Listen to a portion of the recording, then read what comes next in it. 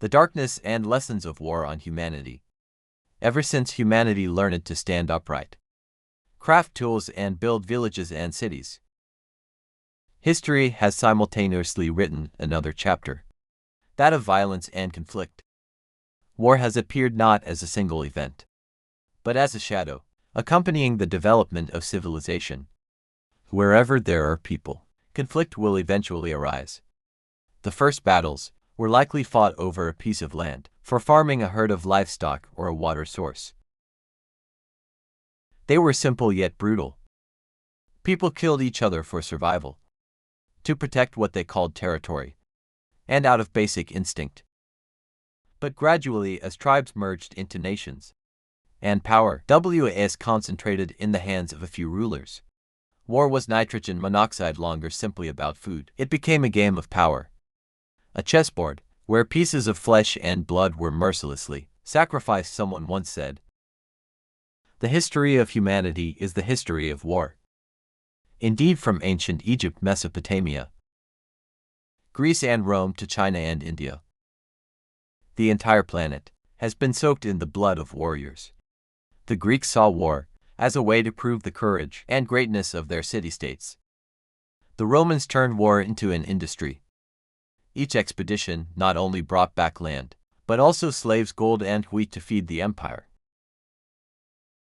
In the East, Chinese dynasties were built with swords and spears, and also collapsed in the smoke and fire of chaos. But the strange thing about humanity is that, even as war sows death, it is always wrapped in noble reasons. People don't say they are going to war out of greed, but for justice. No one admits to invading. Instead, they say they are civilizing, liberating or protecting the gods. There have been wars for religion, wars for glory, and even wars for peace. These pretexts have lulled generations, leading young soldiers to march to battle, with the belief they are sacrificing themselves for an ideal. However, the harsh truth always emerges after the bugle call. Tens of thousands fall, cities crumble, and families are separated. Standing in the middle of a battlefield after a fight, looking at the piled bodies, one would see that war has nitrogen monoxide glory other than destruction. There is a great paradox. War, in its tragedy, has driven humanity to develop. Every war brings with it innovation, in the way weapons are made, societies are organized, and economies are run. Iron gunpowder chariots, warships, and later rifles, airplanes, and the atomic bomb were all products of war. Roads, fortifications, and even science and medicine have advanced faster because of war. So is war necessary? Or is it just the bloody price that humanity unknowingly pays for the insatiable greed of its rulers? Dynasties have fallen and mighty empires have crumbled. But one thing has never changed: the wound that war leaves on the human soul. The survivors and the next generations always carry a haunting memory. A village can be rebuilt and city walls can be restored, but the memory of screams, the smell of smoke, and the pain of separation can never be erased. And here we see the most tragic thing. War is never just about kings and generals. It is the tragedy of ordinary people. A child who loses a father, a mother who sends a son to the battlefield, a wife who waits for her husband who never returns. This is the truth that every war hides behind its grand proclamations. Looking back from ancient times to the present, there is a consistent lesson. War has never truly resolved a conflict. It only shifts the conflict to another form, starting a vicious cycle. Peace after war is often just a temporary silence. Before a new battle, one empire falls, another rises, and the wheel of violence turns endlessly. But that's why when we write about war, it's not just to recount battles, kings, and strategies, but more importantly, to see that over thousands of years, humanity has yet to learn how to truly overcome its violent nature. War is an ancient wound, one that humanity simultaneously nurtures and longs to heal. IT is the darkness that accompanies civilization, a lesson that has never been fully learned, and perhaps until humanity truly learns to place people, not power or wealth, at the center of every decision. That wound will have a chance to stop bleeding. The victims of war: soldiers and civilians. The soldier is a familiar symbol in every war. They are hailed as heroes, protectors of the nation, and warriors who sacrifice their youth for an ideal. In every country, the image of the soldier is honored in history books, on monuments, and in epic songs. But behind the bronze statue are flesh and blood people. Soldiers are not just symbols. They are young people who leave their homes, pick up guns often, without understanding why they must shoot a stranger on the other side of the front line. They enter war with trembling hearts, a longing for family, and the fear of being buried in foreign soil. War makes a soldier's life as fragile as a candle flame in the wind of a bullet. A shell or wrong command, all can end a young life. Soldiers don't always die in glory. Many die in solitude, in mud, in pain that cannot be articulated. And if they survive, they carry wounds that are difficult to heal. A lost arm, blindness, or worse. Mental scars: post-traumatic stress disorder. PTSD is one such example. Many veterans return from war, unable to reintegrate into normal life. They hear the sound of cannons in their dreams. They tremble at loud noises, and they are haunted by the faces of fallen comrades. Soldiers are the first victims of every war. They are honored but also exploited. They are called heroes, but at the same time, they are living proof of war's brutality. If soldiers are the official face of war, civilians are the silent victims. War doesn't just happen on the battlefield. It spreads into every home, every street, every field. A bombing can wipe out an entire village. An exodus can turn tens of thousands of people into refugees. A raid can separate countless families. Civilians do not choose war, but they always pay the price. Throughout history, civilians have often become human shields for political ambitions. They are forced to abandon their homeland and become refugees. Children lose their childhoods. The elderly lose their homes. And women endure tragedies beyond words. And even when the war ends, the scars remain unmarked graves. Orphan children and survivors, who can never forget the horrific memories. War does not end when the guns fall silent. It lives on in people's memories, passed down from one generation to the next. Soldiers carry the haunting memories into their sleep. Civilians carry fear in every meal and every story. Subsequent generations may be born in peace, but they grow up with the painful stories of their ancestors, and somehow war is still present in their souls. Psychologists call this collective memory. A nation that has gone through war will carry an indelible mark. IT shapes how they see the world, how they trust or distrust others, and how they face the future. And perhaps the most painful thing is that war makes people accustomed to violence. When death becomes normal, and cruelty becomes a tool for survival, humanity is deeply wounded. Modern warfare and economic motives. If ancient wars were conquests with swords, arrows, and spears, modern warfare has ushered in a new era. An era of weapons of mass destruction, global strategy, and battles that can shape the destiny of the entire world. The 20th century is considered the century of war, with 2 world wars, countless regional conflicts, and especially the emergence of weapons capable of annihilating humanity. In 1914, Europe erupted in what was called the Great War. The initial trigger was the assassination of the Austro-Hungarian Archduke, but behind it was a complex network of nationalism, military alliances, and imperial ambitions. The war quickly spread, drawing the entire world into its vortex. In the trenches, millions of soldiers lived in mud, among rats and with poison gas. War was nitrogen monoxide, longer a heroic but an industrial slaughter, where people were turned into numbers. In a casualty report when the war ended in 1918, more than 16 million people were dead. People hoped it would be the war to end all wars. But the truth was the opposite. The Treaty of Versailles, instead of bringing peace, sowed the seeds for an even greater disaster. Only 21 years later, the world was again engulfed in flames. World War II 1939 to 1945 became the bloodiest war in human history. This time the war didn't just happen in Europe, but spread globally. Nazi Germany under Hitler, along with Japan and Italy, initiated an unprecedented invasion. The world was divided into two factions: the Axis and the Allies. In that war, humanity witnessed horrific tragedies.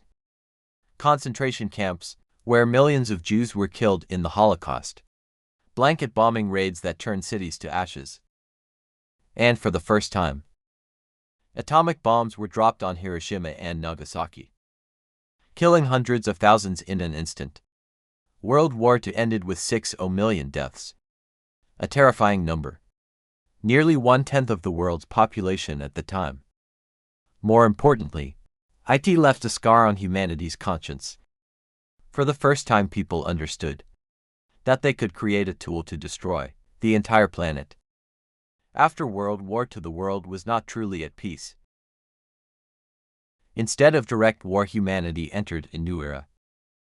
The Cold War. The two superpowers, the US and the Soviet Union, confronted each other not just with weapons, but with ideologies, technology, and political influence. The world was split into capitalist and communist. This was a unique war. There were nitrogen monoxide all-out battles, but there was a constant state of readiness for destruction. Nuclear arsenals were stockpiled, enough to destroy life on Earth many times over. Proxy wars erupted everywhere from Korea, Vietnam, and Afghanistan to Africa and Latin America. The Cold War also created strange races: the space race, the technology race, and the cultural influence race. On one hand, it spurred scientific development, but on the other, it placed humanity in constant fear. One wrong decision could trigger a nuclear war at any moment. Looking back at modern wars, we see one thing clearly: war has become more destructive, but also increasingly irrational. World War I erupted because of an assassination and political arrogance. World War II broke out due to extremism and the failure to maintain peace. The Cold War lasted for decades, killing millions in proxy wars, simply because two superpowers would not back down. Modern war shows us that there is nitrogen monoxide longer between the battlefield and the home front. A single bomb can kill soldiers and children alike. A leader's decision can change the fate of millions. And humanity, despite its technological progress, has not escaped the brutal cycle of violence. The role of money and resources. People often say that wars are fought for noble ideals: to defend the homeland, liberate a nation, or preserve peace. But a deeper look reveals a harsh truth. Behind most wars, there is the shadow of money, resources, and economic interests. Modern warfare has created a massive industry: the arms industry. Guns, tanks, planes, warships, bombs, and ammunition are not just military tools. They are also products to be sold, traded, and used to get rich. In many countries, especially the great powers, military budgets account for a huge portion of state spending. Arms manufacturers have become powerful economic and political forces. They create jobs, drive research, and also put pressure on conflicts to never truly end. There is a paradox: peace can bring stability, but war brings profit to arms corporations. And when death becomes a profitable product, The motive to sustain war also appears. Many wars throughout history and today have been caused by the struggle for resources: land, gold, oil, and fresh water. In ancient times, empires conquered each other to seize land and slaves. In modern times, all has become the blood of the global economy. The wars in the Middle East in the 20th and 21st centuries cannot be separated from the ambition to control this energy source. In the future, fresh water and rare earth minerals could become the cause of new conflicts as demand increases and resources dwindle. Resources make war not just a political issue, but one of survival. Whoever controls the resources holds power. One of the unique forms of modern warfare is the proxy war. Instead of directly confronting each other, superpowers support factions in other countries, turning those regions into battlefields. The consequence: the people of small nations bear the suffering, while the superpowers control events from afar. The wars in Korea, Vietnam, and Afghanistan, and many civil wars in Africa all fit this pattern. Here economic and political interests are intertwined, selling weapons, expanding influence, and seizing markets. And the tragic thing is that small nations become pawns on the chessboard of the great players. A hard truth to deny is that war doesn't just destroy. It also stimulates the economy. Many nations have recovered, thanks to military orders and post-war reconstruction. Some scholars even call this the war effect, when destruction paves the way for rebuilding and growth. But is it fair that the prosperity of some nations is built on the blood and tears of others? This is an ethical question that the world has yet to answer. New forms of conflict in the 21st century. 21st century war is nitrogen monoxide longer like the old wars. It doesn't always have clear front lines or official declarations. Instead, it hides in modern cities, in cyberspace, and in global financial flows. While ancient wars were seen with the naked eye, cavalry, swords, fire, and smoke, today's wars are often invisible but nitrogen monoxide less brutal. Many hotspots around the world continue to smolder. The Middle East with its civil wars and the competition for influence by major powers. Africa with its resource wars and armed terrorism. Eastern Europe with geopolitical tensions that have never cooled down. And Asia with its territorial disputes, where every island and sea can become a spark. These conflicts do not always escalate into full-scale war, but they always hang as a threat. Just one incident or one wrong decision, and the fire can ignite. A new form of 21st century warfare is global terrorism. It doesn't require a powerful army or clear borders, but it spreads fear everywhere.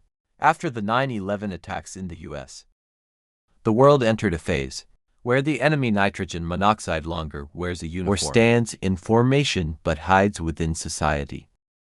Extremist groups use homemade bombs, suicide attacks, and even social media to recruit and spread their ideology. This form of war is particularly difficult to counter because it has nitrogen monoxide specific battlefield, and the enemy can be anyone. The consequence is that the entire world must live in a state of constant vigilance. If the 20th century saw the atomic bomb, the 21st century is seeing the digital bomb. Cyber attacks can paralyze an entire city, shut down financial systems, destroy power plants, and even influence a nation's elections. Cyber warfare doesn't kill people instantly, like bombs and bullets, but its consequences can be equally severe. An attacked hospital system, a collapsed national power grid, a hacked major bank all can throw society into chaos. The frightening thing is that cyber weapons are not expensive, not easy to identify, and any country, organization, or individual can become a player in this war. IT makes the world more fragile than ever before. A special aspect of modern warfare is media warfare. Information, images, and stories can become weapons. In the era of social media, a video, a post, or a tweet can influence global public opinion, and even change the political situation. If victory was once measured by territory gained, today it is also measured by the ability to control people's minds. When people believe that one side is righteous and the other is evil, the war is already half decided. Media turns war into a performance for the public, where every image and every story can be used as ammunition. And the final victim is still the truth, because in war truth is often the first casualty. The 21st century also has other forms of war that are less named but have far-reaching effects. Economic warfare through sanctions, embargoes, and trade wars. Technological warfare for control of platforms, data and artificial intelligence, and biological warfare, with the fear that biological weapons could be used, especially after the global pandemic. These wars have nitrogen monoxide guns, but they can change the global balance of power and affect billions of people. Lessons and the hope for peace. Every war, large or small, leaves wounds that last for generations. Villages are razed and never rebuilt. Families lose parents and children, leaving a permanent void. Veterans return carrying not just physical wounds, but also lifelong psychological trauma. Human history is a long chain of wars. But paradoxically, the more blood is shed, the more humanity longs for peace. The wounds of war, though painful, are also the strongest reminder that nitrogen monoxide victory is worth the price of human life. War teaches us many things, but perhaps the most important lesson is that nitrogen monoxide one truly wins.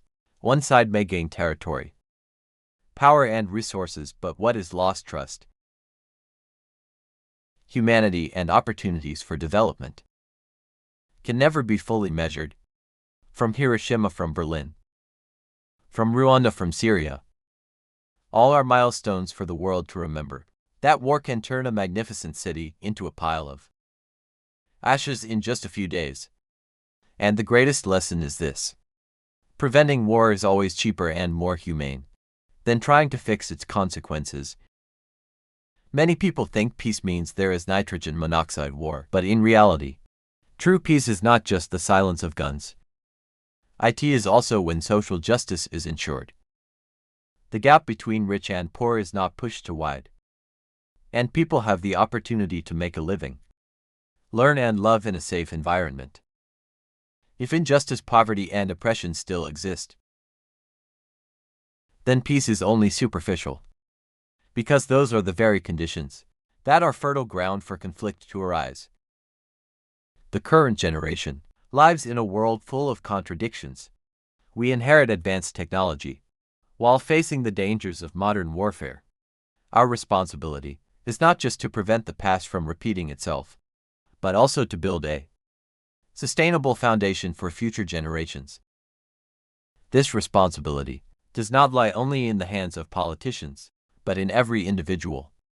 A teacher who sows the seeds of humanity in students, an honest journalist who protects the truth, and an ordinary citizen who knows how to respect differences and choose dialogue over violence. Peace begins with small actions like these. Despite differences in language, religion, and skin color, most people long for one simple thing: to live in peace, to raise children, to love, and to pursue happiness. Peace is not something distant. It is that simple dream, and perhaps, if humanity learns to put people above interests and life above power, then war can gradually recede, existing only in history books.